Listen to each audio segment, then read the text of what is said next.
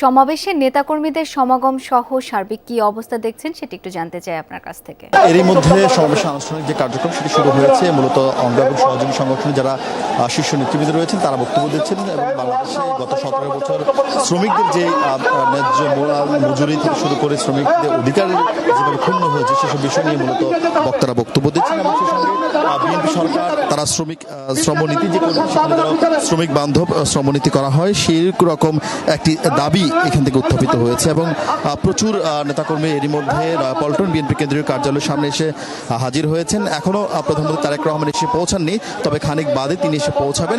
এখনই হয়তো আপনার সঙ্গে কথা বলার 5 থেকে 10 মিনিটের মাথায় তার এই নয়াপল্টনের সমাবেশে যোগ দেওয়ার কথা রয়েছে।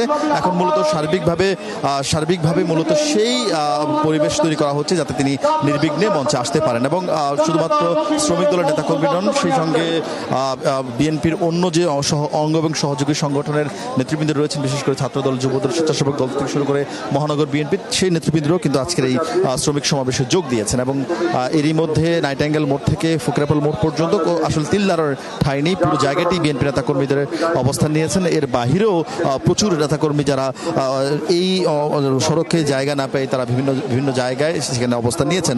যদিও সবসময় বরাবরই মে দিবসের এই শ্রমিক সমাবেশ সাধারণত শিল্পাঞ্চল অঞ্চলেই বিএনপি করে থাকে। সেটি গাজীপুরে কখনো হয়েছে, কখনো কেরানীগঞ্জে, কখনো সেটি কাঁচপুরে হয়েছে, কিন্তু গত বছরও এই নয়াপল্টন বিএনপি কেন্দ্রীয় কার্যালয়ের সামনে হয়েছে, এবারও নয়াপল্টন বিএনপি কেন্দ্রীয় কার্যালয়ের সামনে হয়েছে, যার ফলে এখানে শুধু শিল্পাঞ্চলের শ্রমিকরা নন, এর বাহিরের যারা বিএনপি সমর্থক কর্মী নেতাকর্মী তারাও কিন্তু আজকের এই সমাবেশে যোগ দিয়েছেন এবং প্রধানমন্ত্রী হিসেবে তারেক রহমানের ঢাকায় এই প্রথম কোনো সমাবেশে তিনি যোগ দিলেন। ফলে নেতাকর্মীদের মধ্যে বাড়তি উচ্ছ্বাস, আবেগ এবং তাদের মধ্যে কাজ করছে এবং তারা মনে বিশ্বাস করছেন যে বিএনপির সরকারের হাত ধরেই শ্রমিকদের দীর্ঘদিনের যে বঞ্চনা সেই বঞ্চনার অবসান হবে এবং শ্রমনীতি যেটি নতুন করে সেটি তৈরি করা হবে, যেখানে শ্রমিকদের স্বার্থই মূলত প্রাধান্য দেওয়া হবে। সব মিলিয়ে খানিক বাদে সমাবেশের তারেক রহমান বক্তব্য দিবেন। মূলত এখন শীর্ষ অঙ্গ সহযোগী সংগঠনের নেতৃবৃন্দ বক্তব্য দিচ্ছেন। সেই খবরের নিঃসন্দেহে শাওন আপনাদেরকে জানাবো তিনি আসার পরপরই। শাওন। আরিফিন, অনেক ধন্যবাদ আপনাকে।